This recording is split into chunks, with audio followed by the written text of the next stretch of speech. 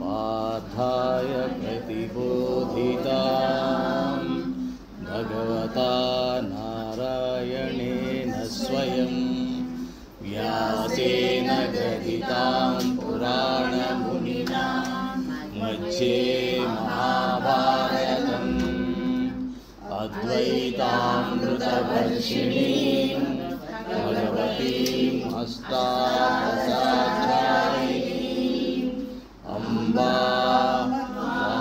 संदधामि भगवद्गीते भगवद्वेषिणी।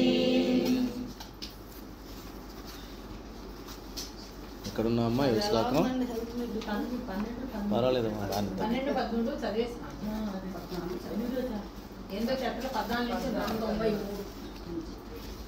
ఏ శ్లోకంలో ఉన్నా?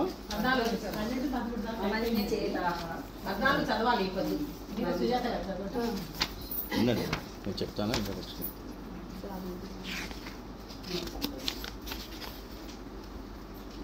14-13 కదా?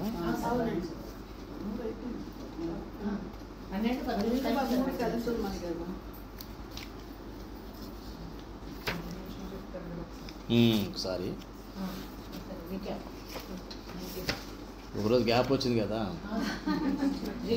రీక్యాప్ ఏమన్నా అంటే, ఇప్పుడు మనం 8వ అధ్యాయంలో చాలా ఇంపార్టెంట్ అధ్యాయం ఇది. ఇంతకుముందుది కూడా చాలా ముఖ్యమే, కానీ ఇది కూడా చాలా ముఖ్యమైనది. ఇంకోసారి నేను చెప్పి ముందుకెళ్తే బాగుంటుంది. చాలా చాలా ముఖ్యమైనది, ఎందుకంటే మనల్ని పరలోకాలు తీసుకెళ్ళిపోతుంది. ఇక్కడ ఉండడం ఎలా ఉండడం అని కాకుండా ఆ తర్వాత మన లక్ష్యం ఏంటి, దాని మీద ఒక రకమైనటువంటి క్లారిటీ రావడం కోసం ఇచ్చినటువంటి అధ్యాయం ఇది. సో దీన్ని కనుక సరిగ్గా అర్థం చేసుకుంటే మనకి పరాలోకం అంటే ఏంటో మనకి అర్థం అవుతుంది అన్నమాట. పోయిన అధ్యాయంలో మనం ఏం తెలుసుకున్నాము? పరమాత్మ యొక్క తత్వాన్ని, ఆయన యొక్క వైభవాన్ని తెలుసుకున్నాం. దాని పేరేంటి? జ్ఞాన విజ్ఞాన యోగం అని మనం తెలుసుకున్నాం. పరమాత్మ యొక్క మహాత్మ్యాన్ని మనం స్వయంగా ఎట్లా తెలుసుకోవచ్చు అని తెలుసుకున్నాం. అలాగే అందులో 4 రకాలైన భక్తులు ఉంటారని కూడా భక్తులు 4 రకాలుగా ఉంటారని కూడా వినపడుతున్నాము. అందరికీ వినపడుతుందా? 4 భక్తులు అన్నవాళ్ళు 4 రకాలుగా ఉంటారని కూడా తెలుసుకున్నాం. అందులో ఆర్తి, అర్ధార్తి, జిజ్ఞాసువు, జ్ఞాని. వీళ్ళు భక్తులు. ఈ 4 రకాల భక్తులు ఉంటారని తెలుసుకున్నాం. కాబట్టి ఇందులో మన ప్రయాణం అల్టిమేట్గా అందులో భగవంతుడికి ఇష్టమైనది ఎవరో కూడా తెలుసుకున్నాం. ఆ 4 భక్తుల్లో ఇష్టమైన వాళ్ళు ఎవరు? శ్రీకృష్ణ పరమాత్మకి జ్ఞాని. అంటే జ్ఞాని అయినప్పుడే మనకి పరమానందము, బ్రహ్మానందం వస్తుంది తప్ప అంతకుముందు ఏ స్థితిలో ఉన్నా కూడా ఆనందం అన్నది శాశ్వతంగా ఉండదు. దాన్ని పూర్తిగా మనం ఆస్వాదించలేము అని చెప్పడం జరిగిందన్న. అంటే భగవంతుడి భక్తి ఉంది కదండి అంటే అది సరిపోదు అని చెప్పడం జరిగింది. ఆ తర్వాత ఇంకేం తెలుసుకున్నాం మనం? అందులో భగవంతుడి యొక్క భక్తుల యొక్క ఆనందం ఏ రకంగా ఉంటుందో చెప్పడం జరిగింది. ఎట్లాగా వాళ్ళు కనుక ఈ అర్ధార్థిలోనో జిజ్ఞాసులోనో ఆగిపోయి అంత్యకాలంలో కనుక వాళ్ళు వెళ్ళిపోతే మళ్ళీ వాళ్ళు వెనక్కి ఎక్కడెక్కడ వస్తారు, ఏ రకంగా వస్తారని కూడా చెప్పడం జరిగింది. ఆ తర్వాత అందులో ఏం చెప్పారు? ఇంద్రుడు లాంటి లేకపోతే మిగతా దేవతలను ఎవరు పూజించినా కూడా మనం వాళ్ళకి సంబంధించిన లోకాలకే వెళతాం తప్ప అక్కడ కూడా ఆ సంబంధించిన కరెన్సీ ఉన్నంత వరకే మనం అక్కడ ఉంటాం. ఆ కరెన్సీ అయిపోయిన వెంటనే మళ్ళీ మన కర్మ బంధంలో చిక్కుకొని మళ్ళీ భూమిపైకి 84 మిలియన్ల జీవరాశుల్లో ఎక్కడో చోట జన్మ తీసుకోవాల్సి వస్తుంది అని తెలుసుకున్నాం. 8వ అధ్యాయంలో మనం ఏం తెలుసుకున్నామంటే, ఇప్పుడు మనం తెలుసుకుంటుంది ఏంటంటే భగవంతుడిని మనం ఏ రకమైనటువంటి భగవంతుడిని మనం చేరుకోగలుగుతాము, ఏ రకమైన అన్నదని ఇక్కడే 2 ఇంపార్టెంట్ అధ్యాయం చెప్పిన కారణం అది. భగవంతుడి రూపం అంటే సగుణము, నిర్గుణము, సాకారము, నిరాకారం, ఇట్లా రకరకాలుగా ఉన్నాయి. బయట మన ప్రాచుర్యంలో రకరకాల సిద్ధాంతాలు ఉన్నాయి. ఉన్నప్పుడు సగుణం అనగానే ఆ భగవంతుడికి రూపం ఉంటుంది, ఆయన లక్షణాలు ఉంటాయి. ఇవన్నీ కూడా ఇప్పుడు మనం శ్రీకృష్ణుడి గురించి పాడారు, పాట భజన చేశారు. అందులో పూర్తిగా ఆయన లక్షణాలన్నీ కూడా మనం ఒకటి ఆయన రూపాన్ని, ఆయన లక్షణాలని కూడా మనం భజన రూపంలో కీర్తించాం కదా.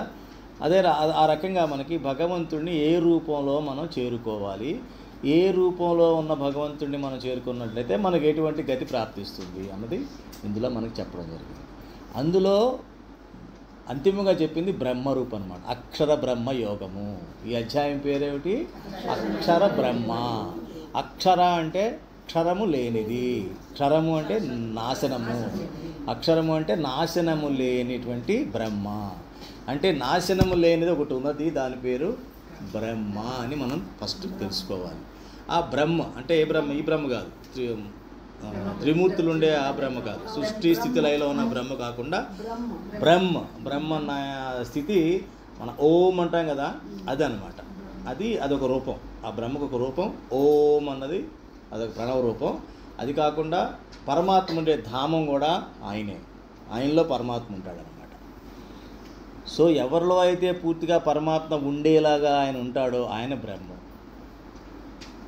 అర్థమైందా? ఇప్పుడు క్లుప్తంగా మీరు అర్థం చేసుకోవాలంటే, ఎవరైతే ఆ బ్రహ్మ యొక్క స్థితిని చేరతారో అదే బ్రాహ్మీ స్థితి అని చెప్పాడు శ్రీకృష్ణ పరమాత్మ 2వ అధ్యాయంలో. ఎవరైతే ఆ బ్రాహ్మీ స్థితిని పొందుతారో వాళ్ళే అక్షర బ్రహ్మ. ఆ బ్రాహ్మీ స్థితి ఏమిటి? అక్షరమై ఉండాలి. ఎవరు ఉండరు కదండి, పరమాత్మే లేడు కదా, భూమి నుంచి వెళ్ళిపోయాడు కదా, మరి నాశనం కానిది అంటారేంటి? ఆయన నాశనం అయిపోయి లేడు కదా వాళ్ళ భూమిపైన. శ్రీకృష్ణుడు లేడు, వాళ్ళ భక్తులు ఎవరు లేరు, అందరూ వస్తున్నారు పోతున్నారు, కానీ ఎవరు శాశ్వతం ఇక్కడ లేరు కదా అని కాదు. ఈ శరీరం ఎప్పుడూ శాశ్వతం కాదు, ఇది ప్రకృతికి చెందింది. మనం చూస్తుంది ఏమిటి? ప్రకృతికి మాయకి అతీతంగా ఎవరైతే వెళతారో వాళ్ళనే మనం బ్రహ్మ అంటాం, వాళ్ళనే మనం బ్రాహ్మీ స్థితి అని అంటాం కదా. అయితే ఈ గొడవంతా ఎందుకు? శరీరం పోతే ఏది లేనప్పుడు మనకు చదవాల్సిన పని లేదు, చెప్పుకోవాల్సిన పని లేదు. శరీరంతో కాదు, కారణ శరీరం ఒకటి ఉంది, అది వెళ్తుందని తెలుసుకున్నాం కదా మనం. ఈ తిప్పలని కూడా ఆ కారణ శరీరాన్ని శుద్ధి చేసే కార్యక్రమం జరగాలి. అంటే ఈ అక్షర బ్రహ్మాన్ని ఆయనకి ఏంటనమాట, కారణ శరీరం అన్నది ఉండదు. ఎందుకని? కారణ శరీరం అన్నది ఈ ప్రకృతిమయమైనప్పుడే, గుణమయమైనప్పుడే ఉంటుంది. కానీ ఎప్పుడైతే ఆయన యొక్క స్థితి ఈ ప్రకృతిని గుణాలని మించి ఎదుగుతారో వాళ్ళు, ఇదేమి వాళ్ళకి అంటవో తామరాకు మీద నీటి బొట్టులాగా, వాళ్ళు బ్రాహ్మీ స్థితిలో ఉంటారు. వారిలోనే పరమాత్మ నిలయం ఉంటాడు తప్ప మిగతా వాళ్ళలో ఆయన నిలయం ఉండే అవకాశం లేదు. కాబట్టి ఆ అక్షర బ్రహ్మ అన్న ఆయన ఎవరు? ఆయన మన ఆదిభూతం అంటే ఏంటి, ఆది దైవం అంటే ఏంటి, ఆది యజ్ఞం అంటే ఏంటి అని కూడా ఆయన మనకి ఇందులో చెప్పారు కదా. చూడండి, బ్రహ్మ అంటే ఏంటి ఇప్పుడు అనుకున్నాం. అధ్యాత్మ అంటే ఏంటి? అధ్యాత్మ, అధిభూతు, అధిదైవం, అధి యజ్ఞం, ఈ 4 ప్లస్ కర్మ, ఈ 5 పదాలు ముందులో వచ్చినాయి మనకి. వీటిని కొద్దిగా అర్థం చేసుకోవాలి, మళ్ళీ ఒకసారి చెప్తాను. అధిభూతం అంటే పంచభూతాలు. ఈ పంచభూతాలతో తయారు చేయనటువంటి మానవులు కావచ్చు, దేవతలు కావచ్చు. దేవతలు కూడా పంచభూతాల్లోనే ఉంటారుగా. అంటే ఏంటండి, వాళ్ళకి మనలా మనుషుల్లా ఉంటారు కదా? ఉండరు. కానీ పంచభూతాలు అంటే ఏమిటవి? ఎన్ని? వాయువు ఉంది, అందులో తేజస్సు ఉంది, ఆకాశం ఉంది, భూమి ఉంది, జలము ఉంది. ఈ 5 పంచభూతాలు. కాబట్టి ఈ మానవుల్లో ఇవన్నీ రకరకాల ప్రపోర్షన్లో ఉంటే మనం ఈ శరీరం వస్తుంది. అలాగే చేపలో ఒక రకంగా ఉంటే దానికి అదో శరీరం వస్తుంది. అట్లాగే కరోనా లాంటి వైరస్కి అది కనబడకుండా ఎంతో చాలా సూక్ష్మంగా ఉంటుంది, ఓన్లీ గాలిలాగే ఉంటుంది, గాలి కన్నా సూక్ష్మంగా ఉంటుంది, దానికి ఆ శరీరం వచ్చింది. ఇలా రకరకాల శరీరాలు రకరకాల ప్రపోర్షన్లో అందులో ఉన్నట్టు దాన్ని బట్టి వస్తుంది. అలాగే దేవతలకు కూడా శరీరం ఉంటుంది, అంటే వాళ్ళు కూడా ఈ పంచభూతాల్లోనే ఉంటారు. కాబట్టి అన్నీ ఇలా సమపాళలో ఉండకపోవచ్చు, వాళ్ళకి వేరే కొన్ని దివ్య తేజస్సు ఎక్కువ ఉండొచ్చు. వాళ్ళు మన ఫస్ట్ కనబడే భగవంతుడు కనిపించాడు, ముందు తేజస్సు కనిపిస్తుంది. లేకపోతే దేవత కనిపించినా సరే తేజస్సు కనిపిస్తుంది. వాళ్ళు తేజస్సు ఎక్కువ ఉంటుంది వాళ్ళు. ఆ తర్వాత మనతో సంభాషించాలన్నా, మనకి దర్శనం ఇవ్వాలన్నా కూడా వాళ్ళు మనం షేప్ తీసుకుంటే కానీ మనకు అర్థం కాదు. కాబట్టి ఆ రకంగా చేపలో వచ్చి మనతో మాట్లాడితే ఆ భాష మాట్లాడినా మనకు అర్థం కాదు కదా. అందుకని మన రూపకల్పన బట్టి ఆ దేవతలు మన షేప్ తీసుకుంటారు. కానీ ఆ దేవతలను కూడా వాళ్ళు కూడా పంచభూతాల్లోనే ఉంటారు. సో ఈ అధిభూతాల్లో ఎవరైతే ఉంటారో అవి నాశనం అవుతాయి. అంతే కదా, పంచభూతాలు ఉంటాయా? ఉండవు. ప్రళయం వచ్చినప్పుడు అన్నీ కలిపి ఒకేసారి మనం అనుకున్నాం కదమ్మా, ఏదో శ్లోకం అనుకున్నాం కదా, ఏమనుకున్నాం? జలమంతా చిన్న సూక్ష్మమైపోయి, భూమి అంతా చిన్న సూక్ష్మ సూక్ష్మ బిందువు అయిపోయి వాటి జలంలో కలిసిపోతుంది. జలమంతా కలుపుకొని మళ్ళీ చిన్న బిందువు అయిపోతుంది. మళ్ళీ అది కూడా చిన్న బిందువు అయిపోయి తేజస్సులో కలుస్తుంది. అది కూడా చిన్న బిందువు అయిపోయి వాయువులో కలుస్తుంది. అది కూడా చిన్న బిందువు అయిపోయి ఆకాశంలో కలుస్తుంది. ఆకాశం కూడా చిన్న బిందువు అయిపోయి రాత్రి వచ్చేస్తుంది, బ్రహ్మరాత్రి వచ్చేస్తుంది. ఎప్పుడైతే ఈ చిన్న బిందువులుగా అయిపోతాయో అందులో మానవులు దేవతలు అందరూ కూడా వెళ్ళిపోతారు. అది చెప్తాడు తర్వాత మనకి చదువుతాం నెక్స్ట్ శ్లోకాల్లో. బ్రహ్మకు 100 సంవత్సరాలని పగలని రాత్రి అని చదువుకుంటా అది వస్తాయి. అది అధిభూతం. నెక్స్ట్ ఏంటి? అధ్యాత్మ. అధ్యాత్మ అంటే ఏంటి? ప్రతి వారికి ఒక రూపం వచ్చేసింది కదమ్మా.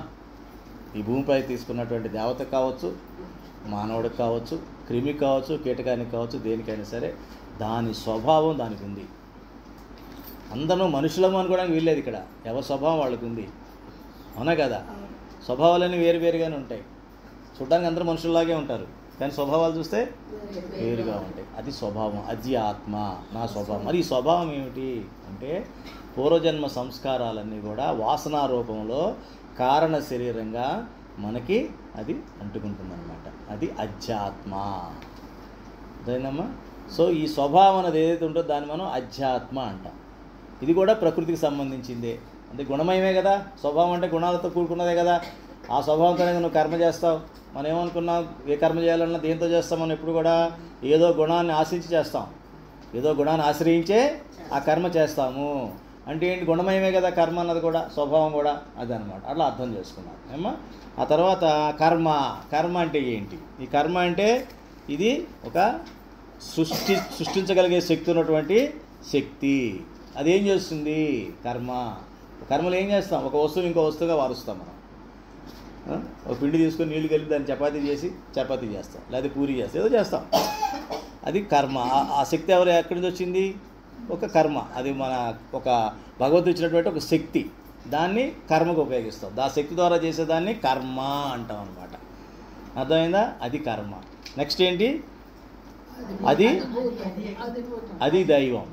అది దైవం అంటే ఈ పంచభూతాలకు కానీ వీటన్నిటికి కానీ అధిపతి దైవం ఉంటాడు. అతను కూడా ప్రకృతిలో భాగమే, అతను కూడా మాయలో భాగమే తప్ప అతను మాయాతీతుడైతే కాదు. నెక్స్ట్ అధియజ్ఞం. అప్పుడు చెప్పాడు మన పరమాత్మ, వీటన్నిటినీ కాకుండా ఉన్నటువంటి బ్రహ్మ ఉంటాడు. ఈ బ్రహ్మ అన్నతను వీటన్నిటికీ ఆధారము. మనం ఎట్లాగైతే ఆకాశం ఆధారం అనుకుంటున్నాం, మనం తెలిసినంత వరకు ఏమనుకుంటాం? ఆకాశంలో కదా అన్ని గ్రహాలు ఉన్నాయి, నక్షత్రాలు ఉన్నాయి, అన్నీ చూసినా ఇక్కడే ఉన్నాయి కాబట్టి అన్నిటికీ ఆధారం ఆకాశం కదా అని అనుకున్నట్టే ఈ బ్రహ్మ అన్నదాన్ని ఆ రకంగా ఊహించుకోండి. బ్రహ్మ అనే అది కూడా అక్షర బ్రహ్మ కూడా ఒక ఆధారము. మొత్తం ఎంటైర్ సృష్టి స్థితి లయలు కానీ. అంటే ఏం చెప్పారు? ఆయన పేరు విరాట పురుషుడు అంటాం కదా, వైరాజ పురుషుడు, విరాట్ పురుషుడు అంటామే ఆయన అన్నమాట బ్రహ్మన్. ఆయన ఎప్పుడైతే ఆ బ్రహ్మన్ ఆయన రూపాన్ని వెనక్కి తీసేసుకుంటాడో, అంతే కదా. ఇప్పుడు భూమి చాలా ఎక్కువ ఉంది కదమ్మా. భూమి అంతా ఏమైపోయింది అనుకున్నాం? సూక్ష్మ బిందువు అయిపోయింది. అంటే ఏంటి? తన రూపాన్ని అది వెనక్కి తీసేసుకుంది. అంటే ఏంటి? వ్యక్త రూపం నుంచి అవ్యక్తంలోకి వెళ్ళిపోయింది. సపోజ్ మనం ఊహించుకుందాం, ఉదాహరణగా సాక్ష్యం కాదు కానీ ఊహించుకోండి. మనం ఏదో ఒక కణంలోంచి వచ్చాం. మనం పుట్టేటప్పుడు ఒక్క కణం, ఇవాళ ఇలా ఉన్నాం, మళ్ళీ వెనక్కి వెళ్ళిపోగల కణంలో అయిపోయాం అనుకోండి ఉదాహరణకి. అట్లా ఆ అవకాశం లేదు కాబట్టి చనిపోయి వెళ్ళిపోతున్నాం అంతే. మొత్తం ఎంటైర్ శరీరం వెళ్ళిపోతుంది. అది అక్షర బ్రహ్మకు. మరి మిగతా ప్రకృతిలోనన్నీ కూడా సూక్ష్మ రూపాలు తీసుకొని వెనక్కి వెళ్ళిపోతాయి. ఆ టైంలో విరాట పురుషుడు కూడా తన రూపాన్ని తీసేస్తాడు. రూపం తీయడం ఏంటి? ఎక్కడెక్కడ ఉన్నటువంటి గ్రహాలు కానీ నక్షత్రాలు కానీ ఇవన్నీ ఎక్కడైతే అనంత కోటి బ్రహ్మాండాలు ఏదైతే ఆయన శరీరంలో ఉన్నాయో అవన్నీ కూడా చిన్న డ్రాప్ అయిపోయి, చిన్న బిందువులు అయిపోయి పరమాత్మ దగ్గర వెళ్ళిపోతుంది అన్నమాట. అది ఆ రకంగా అర్థం చేసుకో. సో అది యజ్ఞం అంటే ఆయనలో ఉండే భగవంతుడు. అది ఆ భగవంతుడు మనలో కూడా ఉన్నాడు. సర్వాంతర్యామి, సర్వకర్త, మొత్తానికి మూల కారణమైనటువంటి ఆయన అక్షర బ్రహ్మ ద్వారా ఈ ఆదిదేయ దేవతల ద్వారా ఇవన్నీ కూడా చేయిస్తూ ఉంటాడు. అనేది మీరు సూక్ష్మంగా అర్థం చేసుకోవాల్సినటువంటి విషయం. అంటే ఇప్పుడు మనం తెలుసుకోవాల్సిన ఏంటంటే పరమాత్మ వేరు, అదే పరబ్రహ్మ వేరు, బ్రహ్మ వేరు. బయట చాలా వరకు ఏమనుకుంటామంటే బ్రహ్మే పరబ్రహ్మ అన్నట్టుగా చాలా శాస్త్రాలు సాంప్రదాయాలు వచ్చేసినాయి. ఇది చూస్తే తెలిసిపోతుంది. 8వ అధ్యాయంలో క్లియర్గా ఇచ్చాడు శ్రీకృష్ణ పరమాత్మ. ఆ బ్రహ్మ కూడా నేనే ఆధారం అని చెప్పాడు అనమాట. అర్థమైందమ్మా? ఆ బ్రహ్మ కూడా నేనే ఆధారం అని చెప్పడం జరిగింది. అందుకని మనం ఏం చేస్తామంటే బ్రహ్మ పరబ్రహ్మ దగ్గర మనం కన్ఫ్యూజ్ అయిపోతాం. కన్ఫ్యూజ్ అయిపోయి అహం బ్రహ్మ అంటే నేను శ్రీకృష్ణ పరమాత్మ అవుతానా? కాను. కానీ నువ్వు బ్రహ్మ అవ్వచ్చు. ఎలాగా? గుణాతీత స్థితి తెచ్చుకుంటే నువ్వే బ్రహ్మవి. గుణాతీత స్థితిని కనుక నువ్వు కనుక తెచ్చుకోగలిగితే, స్థితప్రజ్ఞత నువ్వు తెచ్చుకోగలిగితే, ఏదైతే మనం బ్రాహ్మీ స్థితి అంటామో దాన్ని నువ్వు పొందగలిగితే సాధన ద్వారా, భగవంతుని అనుగ్రహం ద్వారా, పట్టుదల సంకల్పం ద్వారా అది కనుక నువ్వు సాధించగలిగితే నువ్వే బ్రహ్మవి. ఎందుకు బ్రహ్మ అవుతావు? బ్రహ్మలోనే పరబ్రహ్మ ఉంటాడు, పరమాత్మ ఉంటాడు. ఇంకెక్కడ పరమాత్మ ఉండడు, పూర్తిగా ఉండడు, ఏదో కొంచెం కొంచెం ఉంటాడు అంతే. ఏమ్మా? ఇప్పుడు సముద్రంలో నీరు ఎక్కువ, నదిలో నీరు తక్కువ, చెరువులో ఇంకా తక్కువ, బావిలో ఇంకా తక్కువ, మన ఇంట్లో కొండలో ఉన్నప్పుడు ఇంకా తక్కువ, మనం తీసుకునే గ్లాసులో ఇంకా తక్కువ. అట్లా ఉంటాడు తప్ప పూర్తిగా బ్రాహ్మీ స్థితి పొందడం అంటే ఏమీ లేదు. మనం ఆ అక్షర బ్రహ్మ యొక్క రూపాన్ని పొందాలి. అక్షర బ్రహ్మ రూపాన్ని పొందాలంటే మనం ఆల్రెడీ మనం కూడా ఆత్మే కదా, బ్రహ్మే కదా. కానీ ఏమైంది మధ్యలో? ఈ కారణ శరీరం అయిపోయాం, మనం జీవాత్మ అయిపోయాం. జీవాత్మ అయిపోయేటప్పుడు దొర్లుతున్నాం, కానీ పరిగెట్టడం కానీ ఎదగడం కానీ చేయట్లా, ఎగరడం కానీ చేయట్లా, దొర్లుతున్నాం అంతే. ఒక జన్మ నుంచి ఒక జన్మ దొరడం వల్ల మన ప్రమేయం ఏమి లేదు. ఇప్పుడు దొర్లుతాం, ఎత్తు నుంచి పొలానికి దొర్లిపోతుంటాడు మనిషి, అంతే కదా. పైకి ఎక్కాలంటే దొర్లుతవుద్దా? నడవాలి కదా. పైకి లేచి నిలబడి ముందు వాడి కరెక్ట్గా నిలబడి అప్పుడు నడక ప్రారంభిస్తే అప్పుడు చేరుకుంటాడు శిఖరాన్ని. ఇప్పుడు మనం ఏం చేస్తున్నాం? దొర్లుతున్నాం ప్రమేయం లేకుండా. వెళ్తూ ఉంటుంది, జన్మను అవుతూ ఉంటుంది. ఆయనకి ఏ తగిలితే అదే దొర్లి ఎక్కడో చెట్టు దగ్గర ఆగిపోతుంది. కొన్ని ఇంకా జారిపోతుంటాయి, కొన్ని ఎక్కడ అలా జరిగిపోతుంది జీవితం అంతా కూడా. ఇది మనం దీని ద్వారా మనం తెలుసుకున్నట్లయితే మనకి అందరికీ ఒక రకమైన అవగాహన వచ్చిందా? రాకపోతే మళ్ళీ ఈ ఆడియో మళ్ళీ ఇంకోసారి వినండి, ఇంటికి వెళ్ళాక. రేపు పెడతాను కదా. ఇప్పుడు చెప్పండి, ఏదమ్మా శ్లోకం? మనం 14 రైట్, చదవండి. అనన్యచేతాః సతతం యో మాం స్మరతి నిత్యశః తస్యాహం సులభః పార్థ నిత్యయుక్తస్య యోగినః. పార్థ, నిత్యము నిరంతరము అనన్యభావంతో చిత్తమును నాయందే నిలిపి పురుషోత్తముడైన నన్నే స్మరించుచు సంతతము మత్పరాయణుడైన యోగికి నేను సులువుడను, అనగా అతనికి సహజంగానే నేను లభించును. అనన్యచేతాః సతతం యో మాం స్మరతి నిత్యశః తస్యాహం సులభః పార్థ నిత్యయుక్తస్య యోగినః. అది అనన్యచేతాః. అనన్యచేతాః సతతం.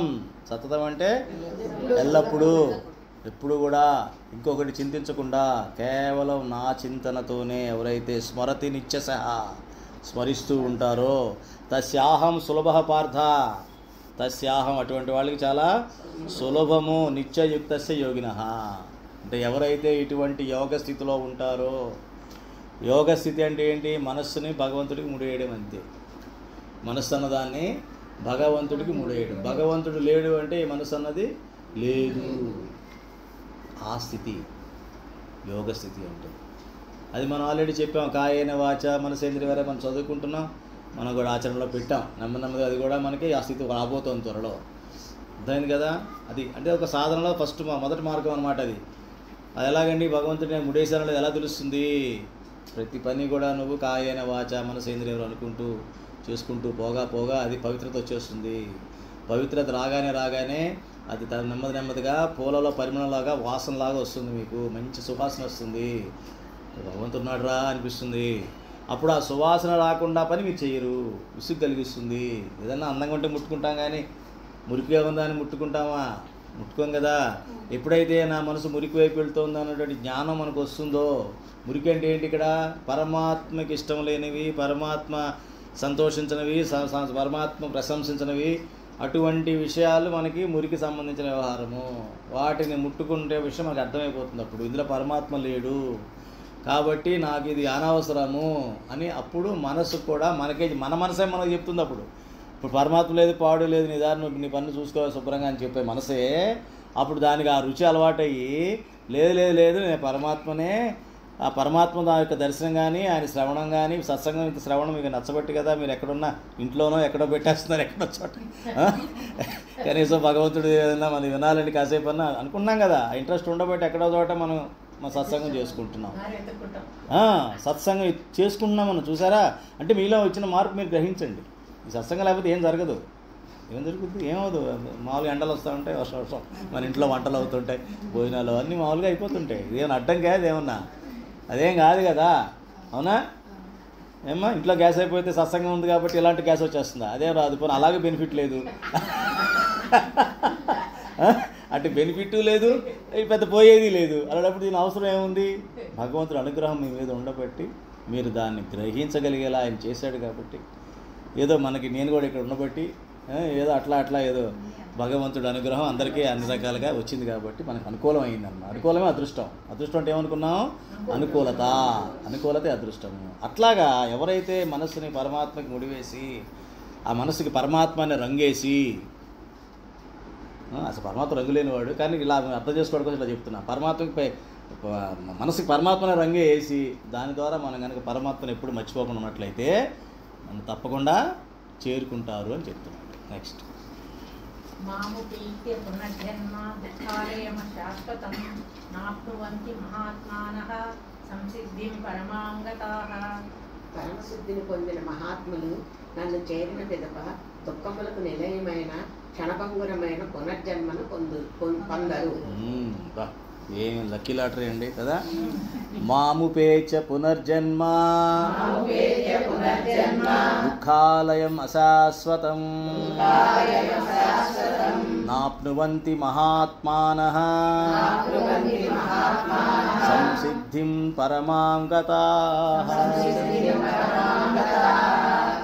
సరే నన్ను పొందాక ఏమవుతుంది దాన్ని ఏమన్నాడైనా పరమసిద్ధి అన్నాడు చాలామంది భగవంతుడిని ఆశ్రయిస్తారు తంత్ర విద్య చేస్తారు కొంతమంది మంత్ర విద్య ఆశ్రయిస్తారు దేనికోసం సిద్ధుల కోసం మన హనుమాన్ చాలీసాలా ఉంటుంది అష్టసిద్ధి నవనిధికే దాత నవనిధులు ఉన్నాయి అష్టసిద్ధులు ఉన్నాయి వీటి కోసం నువ్వు ఆగిపోయావా పరమసిద్ధిని పొందలేవు మనం ఏం చేస్తాము ఈ మనసు అనే దానికి సంసార చక్రంలో పడి చిన్న చిన్న బఠానీలు పకోడీ లాంటి కోసం ఈ దాన్ని వాడేస్తాము చిన్న కోరికలతో చిన్న కోరికలకి ఈ భగవంతుడిని మనం వాడేసుకుంటున్నాము పరమసిద్ధిని పొందిన వాళ్ళు మటుకు ఎట్టి పరిస్థితిలో మళ్ళీ వాళ్ళు క్షణభంగురము ఇంకో పదం ఏం వాడాడు దుఃఖములకు నిలయమైన అది గుర్తుపెట్టుకోవాలి దుఃఖములకు నిలయము క్షణభంగురమైన పునర్జన్మని పొందరు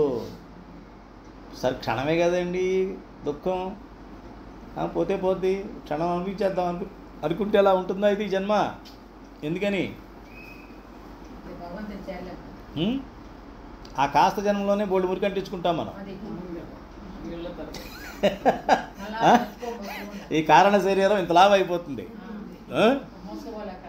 శరీరం సన్నగానే ఉంటుంది స్మార్ట్గా ఉంటాం కానీ వాళ్ళ కారణ శరీరం ఇంత ఉంటుంది ఏకంగా పెద్ద లారీ వేసుకెళ్ళాలి అది తీసుకెళ్ళాలి అవునా అది ఈ కణభంగురం అనిపిస్తుంది కానీ ఎంత దుఃఖం నిలయం అంటే ఆ దుఃఖం అంతా కూడా పాపాలుగా వాటిగా అంటుకొని మన కారణ శరీరం బలపడిపోయి ఆత్మ బలహీనపడిపోయి ఇంకా అసలు దుఃఖమే ఇంకా దుఃఖాల్లో ఉంటుంటారు కాబట్టి దుఃఖం అన్నది రాకుండా ఉండాలంటే పరమసిద్ధిని పొందాలి. అది ఎలాంటిదంటే చూసారా ఒక సినిమాలో అక్కడ చూపిస్తాడు ఒక నాణ్యం వేస్తే బొమ్మ కావాలా బొరుసు కావాలంటాడు వాడు అంటే వాడి బొమ్మ అంటాడు ఏదో అంటే రెండు సైడ్లు బొమ్మే ఉంటుంది వాడి దగ్గర నాణ్యం ఎలా ఉంటుందంటే రెండు సైడ్లో అదే ఉంటుంది అంటే పరమసిద్ధి అంటే అదే అనమాట దుఃఖం అనే సైడ్ మనకి ఉండదు దుఃఖం అనేటువంటిది ఎటు చూసినా మనకి ఆనందమే ఉంటుంది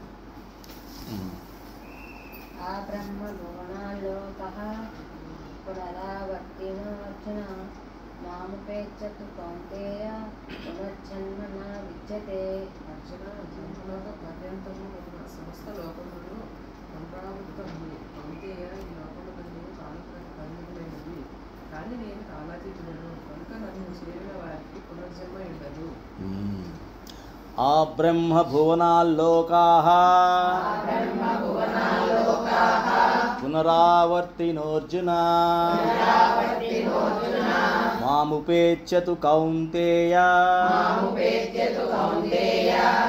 పునర్జన్మ న విద్యతే. బ్రహ్మలోక పర్యంతం ఉన్న సమస్త లోకాలు పునరావృత్తములు. ఇది అర్థం చేసుకోవాల్సిన విషయం. బ్రహ్మలోకం వరకు కూడా వెళ్ళొచ్చు, ఆ లోకాలకు వెళ్ళొచ్చు. బాగా పుణ్యం చేస్తే, బాగా దానం చేస్తే, బాగా ధర్మం చేస్తే ఏదో ఈ లోకాల్లో ఎక్కడో ఊర్ధ్వలోకాలకి మనం వెళ్ళొచ్చు గాక. కానీ అవన్నీ ఏమిటి? పునరావృతములు. అవి కూడా నాశనమే, అవి కూడా నాశనమే, అవి కూడా శాశ్వతంగా అక్కడ లోకం కూడా ఉండదు.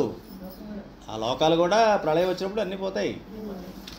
కల్పం అవ్వగానే మనం ఈ సంవత్సరాలు అవ్వగానే మొత్తం 1000 కల్పాలు అవ్వగానే 100 సంవత్సరాలు అయిపోతుంది, 1 సంవత్సరం అవుతుంది. అట్లా అట్లా మొత్తం అన్నీ పోతాయి.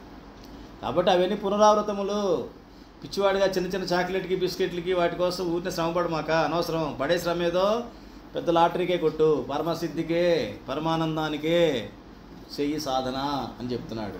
ఎందుకంటే ఈ లోకంలో నీ దేనికి ఉన్నాయి? కాలానికి పరిమితమైనవి. అంటే నిమిత్తము. కాలానికి పరిమితం అంటే ఏంటి? నిమిత్తం అని కూడా మనం చెప్పుకోవచ్చు. డైరెక్ట్గా నిమిత్తం కాదు. ఉదాహరణకి మనం ఈ జన్మలో ఈ శరీరంలో ఉన్నాం, మనం నిమిత్తం. ఎవరికి? మన పిల్లలు పుట్టడానికి, మన తల్లిదండ్రులు పుట్టడానికి, మన చేత కొంతమందికి మంచి చేయడానికి, కొంతమంది చెడు చేయడానికి, మనకు కొంతమంది చెడు చేయడానికి, ఈ కర్మలన్నీ కూడా జరగడానికి మనం నిమిత్తము.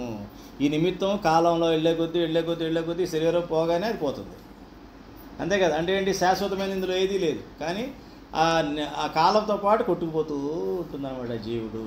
కాబట్టి బ్రహ్మలోకంలోకి వెళ్ళినా కూడా ఆ జీవుడు అది కాలానికి లోబడే ఉంటుంది. కానీ కాలానికి లోబడి ఉండే ఏంటి? ప్రళయము, సృష్టి, స్థితి. సృష్టి అంటే ఇప్పుడు పుట్టింది, ఈరోజు పుట్టింది. స్థితి అంటే ఇన్నాళ్ళు ఉంది. లయ అంటే ఇప్పుడు పోయింది. ఇది కదా. మనం ఏ శరీర రూపం తీసుకున్నా కూడా ఈ 3 మనం చెప్పాలి. ఈ 3 చెప్తున్నామంటే ఇప్పుడు, అప్పుడు అన్నామంటే కాలమే కదా, అది కాలం. సో ఈ కాలం లోబడే ఉంటుంది ఇదంతా కూడా. కాబట్టి ఈ కాలం లోబడకుండా ఉన్నది కేవలము నేను మాత్రమే. సో నన్ను చేరితే తప్ప నువ్వు కాలాతీతుడు కాలేవు. కాలాతీతుడు కాలేవు అంటే అర్థం ఏంటి? నువ్వు పడి లేచే కార్యక్రమంలోనే ఉంటావు తప్ప నువ్వు శాశ్వత ఆనందాన్ని పొందవు. నెక్స్ట్. సహస్రయుగ పర్యంతం అహర్యత్ బ్రహ్మణో విదుః రాత్రిం యుగ సహస్రాంతం తే అహోరాత్ర విదోజవా. ఈ చతుర్యుగముల కాలము బ్రహ్మకు ఒక పగలు అనియు, అంతేకాలము ఆ బ్రహ్మకు ఒక రాత్రి అనియు తెలిసిన యోగులు కాలతత్వాన్ని నిజంగా ఎరిగిన వారు. ఇప్పుడు ఆ కాలం గురించి చెప్తున్నాడు. కాలం దాన్ని మనకు చెప్తున్నాడు. ఎందుకని? బ్రహ్మలోకం వరకు ఉన్న కాలం ఏంటి? సహస్రయుగ పర్యంతం అహర్బ్రహ్మణో విదుః రాత్రిం యుగ సహస్రాంతాం దేహోరాత్ర విదో జనాః. మనకు తెలిసిన కాలం 24 గంటలు, లేకపోతే సంవత్సరం 360 సంవత్సరాలు, లేదు వ్యక్తి యొక్క పూర్ణ ఆయుష్ 100 ఏళ్ళు, 100 సంవత్సరాలు. ఇది తెలుసు మనకి, ఇంతవరకే తెలుసు కదా. అంతే కదా? అంతవరకే మనం పరిమితం అయ్యాం. మ్యాక్సిమం మనం ఆలోచించేది ఆ కాలం గురించి ఆలోచిస్తాం. ఆ కాలంలో ఏం చేయాలి, ఎలా ఉండాలి, ఇదే మనం చేయగలుగుతాం. మరి బ్రహ్మ వరకు ఉన్న కాలం తెలుసుకోవాలి కదా. అది కూడా కాలం లోబడే ఉందంటున్నాం కదా. మనం ఈ కాలం లోబడి ఎలాగైతే 100 సంవత్సరాలు 120 సంవత్సరాలు మ్యాక్సిమం వరకు ఈ భూమిపై ఉండి వెళ్ళిపోతామో, అలాగే బ్రహ్మ కూడా ఆయన కాలానికి ఆయన వెళ్ళిపోతాడు. ఏంటి ఆయన కాలము? చతుర్యుగముల గల కాలము. చతుర్యుగములు అంటే 4 యుగాలు కదా. ఏమిటవి? కలియుగం. ఈ 4 యుగాలు ఒక యుగ పరంపర, అలా చతుర్యుగం అంటాం. ఈ చతుర్యుగాలు లాంటి 1000 జరగాలి. జరిగితే బ్రహ్మకి ఒక పగలు అంతేకాలం ఆ బ్రహ్మకి ఒక రాత్రి అని తెలిసిన యోగులు, కాలతత్వాన్ని నిజంగా ఎరిగిన వాళ్ళు వీళ్ళు, కాలం తెలిసిన వాళ్ళు వీళ్ళు. అంటే మనం ఎక్కడున్నా ఆలోచించండి. అంటే ఉన్నాం ఈ కాలంలో ఉన్నాం ఎక్కడో చోట. పోయిన జన్మలో మీరు అక్కడ ఉండి ఇద్దరు లోపల ఉండొచ్చు. ఏం చెప్పగలం? అంటే ఈ కాలానికి లోబడి ఉన్న ప్రతి కాలంలోనూ మనం ఉన్నాం. ఉపయోగం లేదు. ప్రతి యుగంలో కూడా ఉన్నాం మనం. అంతే. ఆ జీవాత్మ బ్రాహ్మీ స్థితి పొందనంత వరకు ఇక్కడే దొరుకుతుంటుంది. ఆ ఫ్లోర్ నుంచి ఈ ఫ్లోర్కి, ఈ ఫ్లోర్ నుంచి ఈ ఫ్లోర్కి, మళ్ళీ అండర్ గ్రౌండ్కి, మెట్రోలోను ఎలాగైతే మనం ఇక్కడ ఉండి ఎట్లాగైతే రోజు ఒకసారి మెట్రోలో ఉంటాం, అందరం ఒకే టైంలో అందరం ఒకలాగా ఉన్నాం కదా. ఒకళ్ళు మెట్రోలో ఉంటారు, ఒకళ్ళు షాప్లో ఉంటారు, ఒకళ్ళు ఇంట్లో ఉంటారు, ఒకళ్ళు చుట్టాలు ఇంట్లో ఉంటారు. అలాగే ఈ జీవుడు కూడా ఉంది, లేకుండా లేదు, ఎక్కడెక్కడో ఉంది. మొత్తానికి కాలానికి లోబడిన లోకంలో ఉంది. అది ఇక్కడ మీరు గ్రహించాల్సింది అది. అందుకని ఇది బ్రహ్మకాలం చెప్పాడు ఆయన. బ్రహ్మకాలం అయితే ఉంది, నా కాలం అయితే ఉంది. కాలంలో ఉన్నా కదా, ఉపయోగం లేదు కదా. అది ఆ భావన వస్తుందన్నమాట. బ్రహ్మవేత్తకి ఏమొస్తుంది?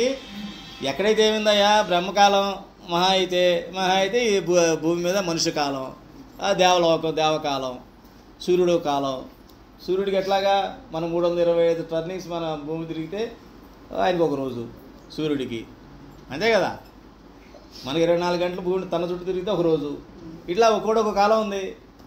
కాలంలో ఉన్నాను కదా నేను. కాలం అంటే అశాశ్వతం కదా, శాశ్వతం కాదు కదా. అవునా కదా. ఇప్పుడు మనకి కనుక ఈ ముసలిదానం లేకపోతే ఇంకా ఛానల్ బతకాలనిపించేది. ముసలిదానం వచ్చింది కాబట్టి ఎందుకు నస అనిపిస్తుందా? అవునా కదా. కాలంలో వికారాలు ఉన్నాయి కాబట్టి ఆ వికారాలని భరించడం నా వల్ల కాదు ప్రభు అని చెప్పడం మనం చూసి కాలాతీతానికి వెళ్తారనమాట. అంతేనమ్మా. అట్లా ఆలోచించాలి. అంటే కాలానికి లోబడిన వాళ్ళు ఎవరు శాశ్వత ఆనందాన్ని పొందలేరు. క్షణికమే, క్షణభంగురమే, ఆ కాస్తసేపే అన్నీ బ్రహ్మవేత్త అయిన వాడు తెలుసుకుంటాడు. అయితే బ్రహ్మవేత్త తెలుసుకుని చిన్నటి పట్టించుకోడు. దాని ఉపయోగం ఏంటంటే వైరాగ్యం త్వరగా వస్తుంది. వైరాగ్యం అంటే సన్యాసి అయిపోవడం కాదు. మనల్ని ఎవడ అవమానించాడా, మనల్ని ఎవడైనా అన్నాడా, చప్పట్లు కొట్టాడా, పొగిడాడా, ఏం పట్టించుకో. నా దారిని వెళ్ళిపోతుంటా. ఏంటి ఇంజనీర్ గారు రిటైర్ అయిపోయి సజ్జేసి తిరుగుతున్నాడా, ఎందుకే అవతారం అయిపోయింది కదా అన్నారు అంటారు. ఇట్లాగా అవతారం అయిపోయింది అయ్యా, త్రేతాయుగం అయిపోయింది, ద్వాపర కృష్ణుడి గురించి రాముడు ఎలా ఉండేవాడు కదా అంటే పిచ్చాడు అంటారండి. అవతారం అయిపోయింది అంతే. Now I'm just retired citizen అంతే, సీనియర్ సిటిజన్. అది కాకుండా అదే మోస్తరు తిరుగుతున్నాను అనుకో, వాసనలు అయ్యే వాసనలు అంటారు. నెక్స్ట్ జన్మ వాసనలు ఇవే. అర్థమైందమ్మా. అలాగా బ్రహ్మవేత్త అయిన వాడుకి ఎన్ని ధర్మం అలవాటైపోతుంది. ఎందుకు అక్కుతిపడాలి చిన్నట్టుగా అనిపిస్తుంది. అప్పుడు ఇదే శాశ్వతం పాడయ్యా, ఎందుకు లేనిపోయింది, చిన్న తప్పు చేశానంటే మళ్ళీ కిందకి వెళ్ళిపోతాను, నా కాలం శరీరం ఇంత లావు అయిపోద్ది, అవసరమా ఈ తప్పుకి, ఎన్నాళ్ళు ఉండిపోతాను నేను, ఏమన్నా ఇంక 100 ఏళ్ళు పెరుగుద్దా ఆయుష్ నాది? పెరగదు. పోనీ 30 ఏళ్ళు వెనకెళ్ళి ఎవరం వస్తుందా? రాదు. మరి ఎందుకు? అది అటువంటి జ్ఞానం, ధర్మము, వైరాగ్యం మనకు వస్తాయి. అది కాలతత్వాన్ని తెలుసుకుంటే మనం చిన్న అణువు కింద అనుకుంటాం, పెద్ద ఏనుగులా అనుకోము. నాలో అహం అన్నది తగ్గిపోతుంది, అహం శూన్యత వస్తుంది. ఎప్పుడైతే అహం శూన్యత వచ్చిందో నువ్వు బ్రాహ్మీ స్థితికి దగ్గరగా వెళ్తుంటావు. అహం ఎప్పుడైతే శూన్యం అయిపోతుందో పరమాత్మ వచ్చి హ్యాపీ కూర్చుంటాడు. ఎందుకని? నిన్ను నువ్వు ఎవరికి అప్పించుకున్నావు? పరమాత్మకు అర్పించుకున్నావు. నాయన అంతా నీ ఇష్టం, నువ్వేం చేసేది ఇచ్చేసాం కాబట్టి మనకి హాయిగా ఉంటుంది ప్రయాణం. అయితే ఒక రోజులో వస్తుందా అంటే రాదు. గురువు అనుగ్రహం ఉండాలి, ఒక సాంప్రదాయం ఫాలో అవ్వాలి, నియమాలు నిష్టలు ఫాలో అవ్వాలి, సత్సంగం చెయ్యాలి, సత్యాస్త్రాలు చదవాలి.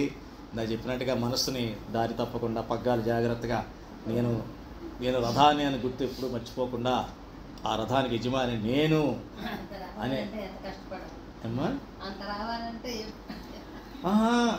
అంత రావాలి కదమ్మా. మీకు జ్ఞానమే. ఇప్పుడు ఈ ఇల్లు కాదు, వేరే ఇల్లు ఉందనుకోండి, దానికి ఇల్లు ఉంది. ఆ ఇంట్లో చానాళ్ళు బట్టి జనం లేరు, 10 సంవత్సరాలు అయింది, చీకటిగా ఉంది. మీరు వెళ్ళారు, లైట్ వేశారు, చీకటి వెళ్ళనంటదా ఏంటి? చీకటి వెళ్ళనంటదా ఎప్పటి నుంచో ఉన్నానని? ఎందుకని? జ్ఞానం గొప్పతనం అది. అందుకే జ్ఞాన ప్రకాశం అంటారు. ఇప్పుడు మీకు జ్ఞానం వచ్చింది కదా, లైట్ వేసేసారు మీరు, ఇంకా ఏం లేవు. నేను ఇందుకే చెప్పడానికి కారణం అదే.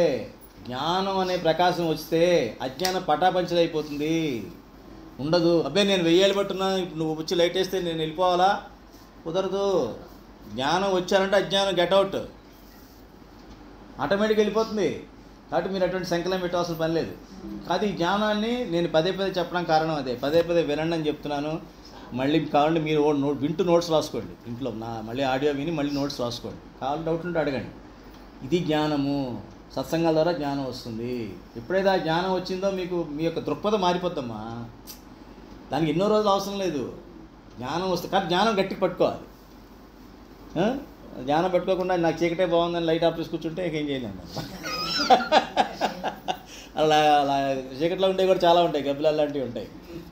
అది వేరే. అలా మనం మాట్లాడడం కదా, మన మనుషులం కాబట్టి మనం జ్ఞానం అనే ప్రకాశాలలో కూర్చోండి. ఎప్పుడు కూడా అంధకారం అనేటువంటి మనసులో వస్తుందంటే భగవంతుడిని బాగా దించండి కిందకంటే. పరమాత్మని మీ నా ఇష్టదేవుడికి ముందు, ఇష్టదేవతకే పరమాత్మ ఏం చెప్పాడు, నువ్వు ఏ దేవతను పూజించినా అల్టిమేట్గా నన్నే చేరుకుంటావు అని. అది నాకే చేరుతుందని. నాకే చేరుతుందంటే మనం చేరుకుంటామని కాదు, ఆ ఫలం ఇచ్చేది నేనే. నువ్వు పిచ్చోళ్ళగా దేవత ఇస్తాను అనుకుంటున్నావు, కాదు, ఇచ్చేది నేనే అని చెప్పాడు ఆయన. అంతేగాని ఏ దేవతను దండం పెట్టినా నన్ను చేరుకోవడం ఇంపాసిబుల్. అది బ్రాహ్మణస్థితి వస్తే కానీ నన్ను చేరుకోలేవు నువ్వు. అవన్నీ కోరికల వరకే. ఇట్లా చెప్పానే కర్మల వరకే అవన్నీ దేవతలను ఉపయోగపడతారు. కానీ బ్రాహ్మీ స్థితికి మటుకు మనం కర్మలన్నింటినీ కూడా మనం ఒకటి వదిలించుకోవాల్సిందే.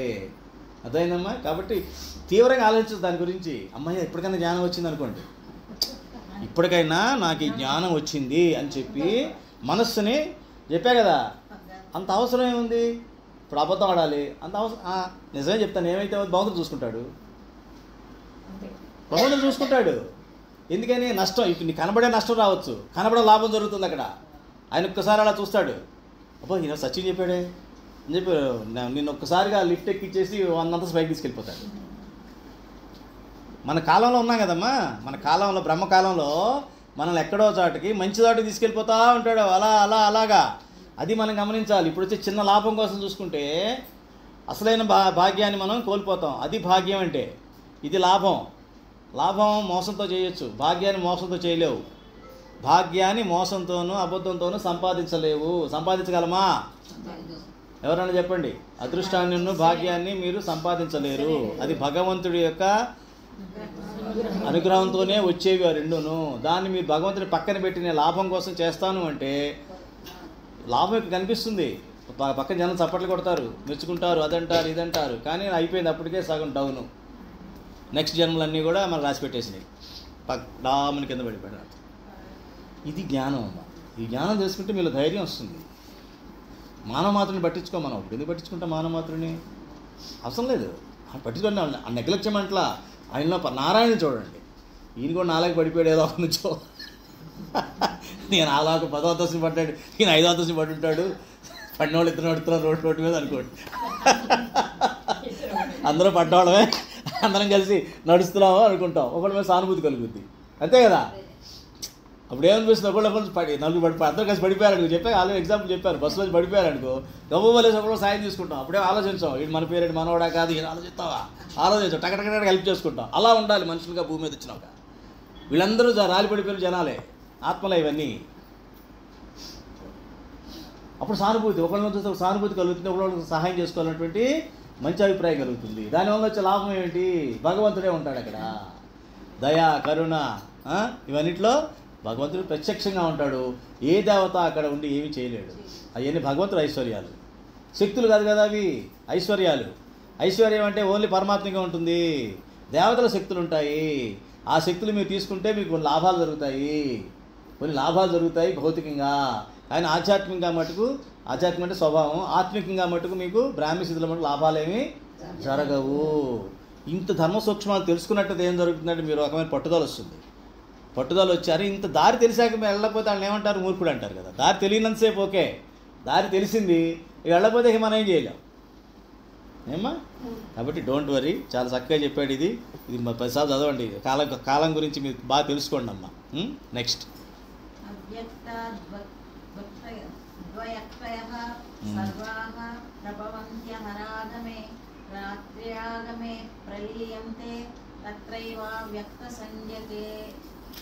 చరాచర ప్రాణులన్నీను బ్రహ్మమొక్క ఒకటి కాలం ప్రారంభం కాగానే అవ్యక్తం నుండి అనగా బ్రహ్మ యొక్క సూక్ష్మ శరీరం నుండి ఉత్పన్నము వరకు మరల బ్రహ్మ యొక్క రాత్రి కాలము ప్రారంభ సమయమున అవి అదే అవ్యక్తం నందు లేని అవ్యక్తాద్వ్యక్తయః సర్వాః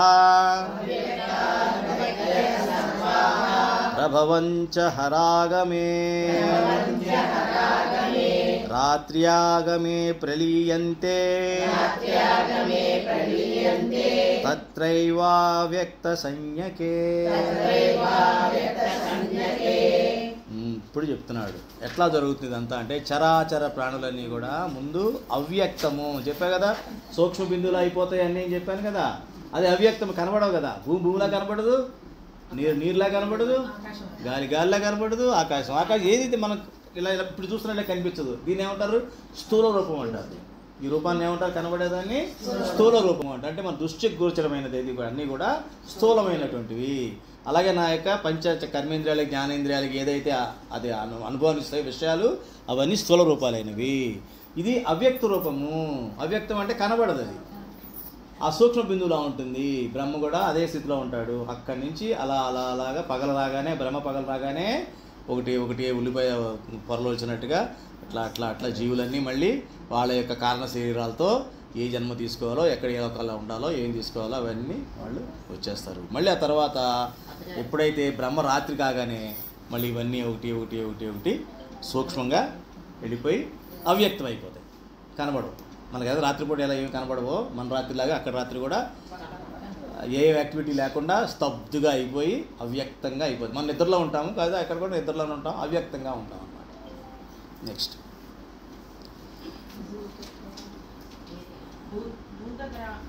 భూతగ్రామः स एवायं भूत्वा प्रलीयते राज्यङ्गम्ये वशः पार्थ ప్రభవత్యహరాగమే. పార్థ, ఈ భూత సముదాయము ప్రకృతి వశమున మాటికి ఉత్పన్నమవుచున్నను.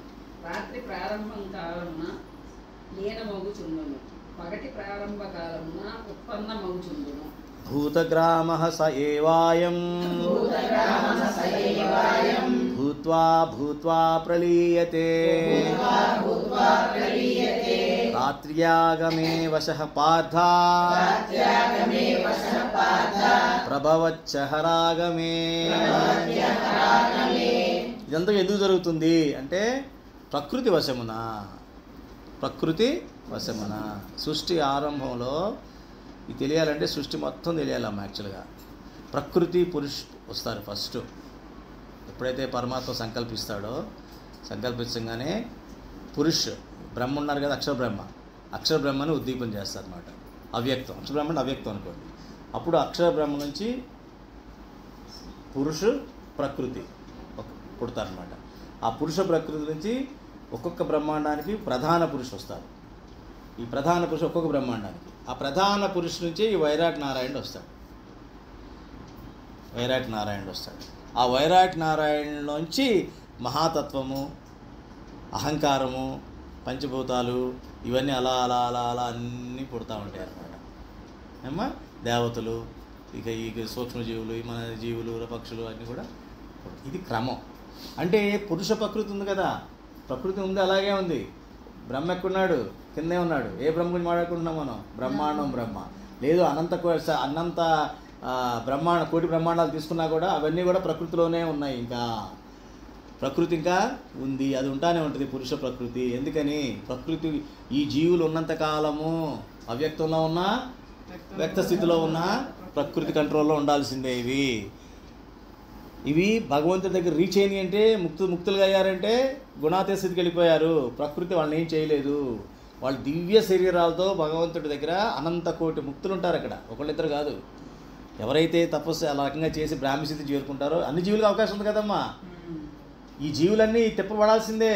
నీకు అల్టిమేట్ గోల్ అదే. ఇప్పుడు ఎట్లా అంటే జైలు లాంటిది అనుకోండి ప్రకృతి అన్నది. ఏమ్మా ఇప్పుడు ఒక స్కూల్లో పెట్టారు, స్కూల్లో పెట్టి 10th క్లాస్ ఎప్పుడు పాస్ అవుతారో నాకు తెలియదు. అప్పటి వరకు నువ్వు స్కూల్లో పెట్టడానికి వీల్లేదు.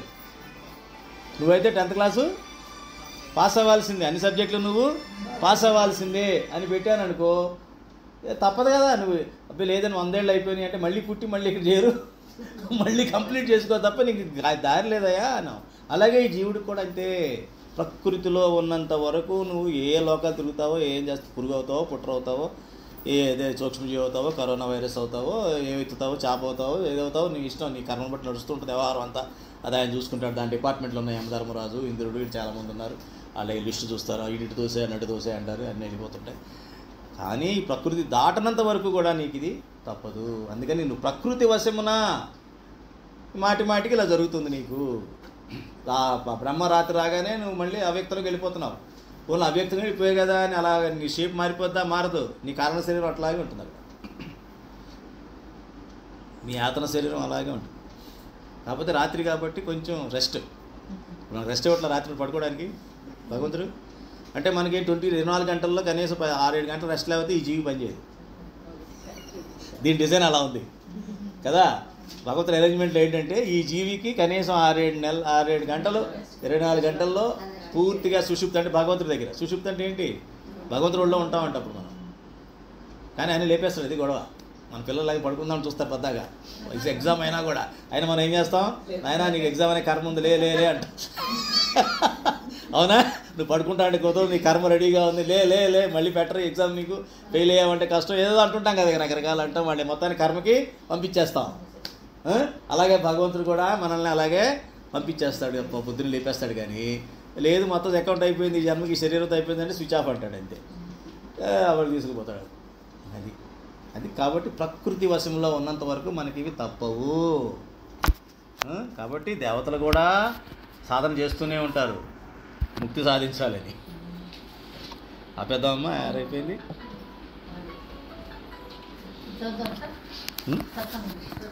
చేద్దామా? మీరు కూర్చుంటారు 5 నిమిషాలు వద్దులేండి, రేపు చేద్దాంలే. ఇవాళ పాపం ఎవరు ఈ టైంకి రెడీ అవ్వలేదు కదా అందరూ. రేపు చేద్దాం.